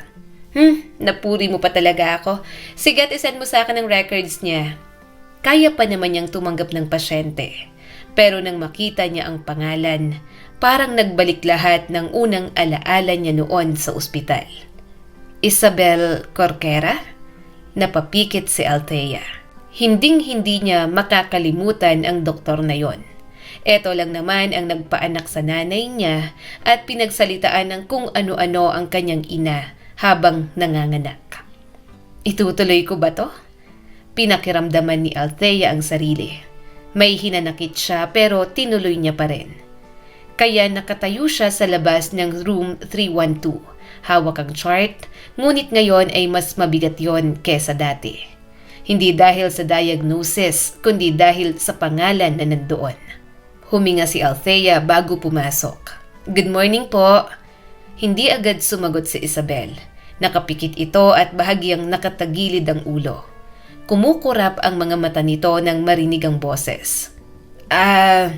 Mahina nitong sabi. Ikaw bang bagong doktor ko? Opo, sagot ni Althea. Doktora Althea Buenavista po. Kumusta po ang pakiramdam ninyo ngayon? Matagal bago sumagot si Isabel. Masakit, pero parang sanay na ang katawan ko. Lumapit si Althea. Sinilip ang IV, ang monitor at ang chart. Automatic ang mga kilos niya. May appetite po ba kayo? Tanong ni Althea. Umiling si Isabel. Wala. Nahihilo po ba kayo o nasusuka? Tumango naman ito. Kung tutuusin, hindi naman siya kilala ni Isabel. Naging simpleng pasyente lang nito ang kanyang ina at baka hindi na rin ito maalala. Ayoko, sabi bigla ni Isabel. Ayokong mamatay ng ganito. Natigilan si Althea sa pagsusulat. Alam mo ba, dugtong ni Isabel. Sanay akong may sumusunod, may nakikinig at may natatakot. Ngayon wala na akong kontrol kahit sa sarili kong katawan. May gumalaw sa dibdib ni Althea. Hindi awa, hindi rin naman galit. Isang uri ng lungkot na walang malinaw na pangalan. Siguro, karma ko to. Mahinang tumawa si Isabel. Ang sama kong doktor dati. Ang dami kong inagrabyadong pasyente. Kaya ngayong ako ang pasyente, talagang pinapahirapan ako ng sakit ko. Hindi niya alam ang sasabihin. Matagal nang nangyari ang lahat. Maaring may hinanakit siya, pero hindi naman ito ang puno at dahilan ng depresyon ng kanyang ina. Dumagdag lang ito, pero hindi ibig sabihin na dapat na siyang gumanti dito. Sa pagiging doktor ni Althea, marami siyang bagay na natutunan. Marami siyang bagay na nauunawaan. Kaya alam niya na ang galit na naramdaman niya kay Doktora Isabel noon ay dala lamang ng kanyang kawalan at paghahanap ng masisisi sa nangyari sa nanay niyang si Leonora. Gagawin po natin ang lahat para labanan ang sakit ninyo. Huwag niyo na pong isipin ang mga nangyari noon. Gawin na lang po natin ang lahat para maging maayos ang kalagayan ninyo. Saad ni Althea dito. Tumulo ang mga luha ni Isabel. Nangingilid din ang mga luha ni Althea. Hindi nito alam na malaki ang naging ambag nito sa kagustuhan niyang maging isang doktor. Gayunpaman, wala man siyang narinig na kapatawaran, sapat na yun sa kanya. Mas gumaan ang kalooban ni Althea nang piliin niya ang magpatawad ng tahimik. At huwag ibalik dito ang mga masasakit na salitang sinabi nito noon sa kanyang ina. Ginagamot mo ang doktor na nagpaanak sa nanay mo noon? Tanong ng asawa niya nang makita ang mga record ng kanyang pasyente. Kumandong siya rito at marahang tumango. Oo, masama ang loob ko sa kanya kasi dumagdag siya sa bigat na nararamdaman ng nanay ko. Pero nang makita ko siya kanina, hindi ko magawang ibalik ang mga pinaranas niya sa amin noon ng nanay ko. Napangiti si Yuan at hinaplos ang buhok niya. Hindi mo maibalik kasi mabuti kang tao. Mas nangingibabaw ang pagiging doktor mo, mahal. At dahil dyan, mas lalo kitang minamahal. Parang bawat araw, iba't ibang Althea ang nakikilala ko. Katulad ng pangako niya, ginawa niya ang lahat para mapabuti si Isabel. Sinubukan lahat ng gamot na pwede niyang ibigay. Basta may pahintulot ng mga kamag-anak nito. Pero kapag oras na nga talaga siguro ng isang tao, mahirap nang kontrolin pa yon. Sabihin mo na sa akin, Dok. Mawawala na ako, di ba? Mawawala na ako ng pag-asa? Tanong ni Isabel. Bahagya siyang napayuko. I'm sorry. Malungkot itong napangiti. Okay lang. Alam kong ginawa mo naman ang lahat. Baka hanggang dito na lang talaga ang buhay ko. Salamat ha. Salamat. Kahit na naging masama ako sa inyo ng nanay mo. Napasinghap siya rito at sunod-sunod na tumulo ang mga luha. Alam niyo po? Huminga ng malalim si Isabel. Hindi ko rin alam kung bakit alam ko. Pero sa lahat ng mga naging pasyente ko, ikaw na anak niya ang tumatak sa akin. Hindi ko makalimutan ang mga mata mo na nakatingin sa akin ng sandaling yon. Kaya nang makita kita, kahit ilang taon na ang lumipas, sobrang pamilyar mo sa akin. Kumusta ang nanay at kapatid mo? Pinunasan niya agad ang mga luha. Okay po ang kapatid kong si Jada. Teacher po siya, si nanay.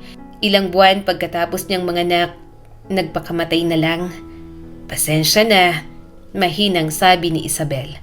Sana patawarin mo na ako kung ano man ang hinanakit mo sa akin. Napapikit siya at marahang tumango. Matagal ko na po kayong pinatawad. Sobrang gaan ang kanyang kalooban. Parang nawala ang matagal ng nakabaong tinik sa kanyang dibdib. Kinabukasan, naisipan niyang bisitahin ang kanyang ina na si Leonora. Habang papalapit sa puntod, medyo napangiti si Althea. Nandoon kasi ang kapatid niyang si Jada. Oh, nandito ka pala, sabi ni Althea pagkalapag niya ng mga bulaklak. Napangiti ang kapatid niya. Ewan ko ba ate, hindi ko naman siya nakasama pero napanaginipan ko lang kagabi. Kaya naisipan kong bisitahin. Ate, ano bang klaseng nanay siya? Tiningnan niya ang lapida ni Leonora. Mabait. Kahit na madalas na nagkukulang siya, ginawa niya pa rin ang lahat para sa atin, Jada. Ginawa niya ang lahat para ligtas kang maipanganak, kahit na bumigay ng utak at puso niya. Bumagsak ang mga luha ni Jada, kaya hindi niya ito napigilang yakapin. Sobrang dami nilang pinagdaanan. Noon, tinatanong niya si Leonora kung bakit sila basta nalang iniwan. Naiwan lang silang dalawa ni Jada. Pero ngayon, nandoon ulit sila sa harap ng kanilang ina. At sa pagkakataong yon, nagpapasalamat sa buhay nila na inilaban ito kahit sa gitna ng pagdurusa. Ang kwentong ito ay nagpapaalala sa atin na masasakit na katotohanan ng mga mahihirap sa ating lipunan.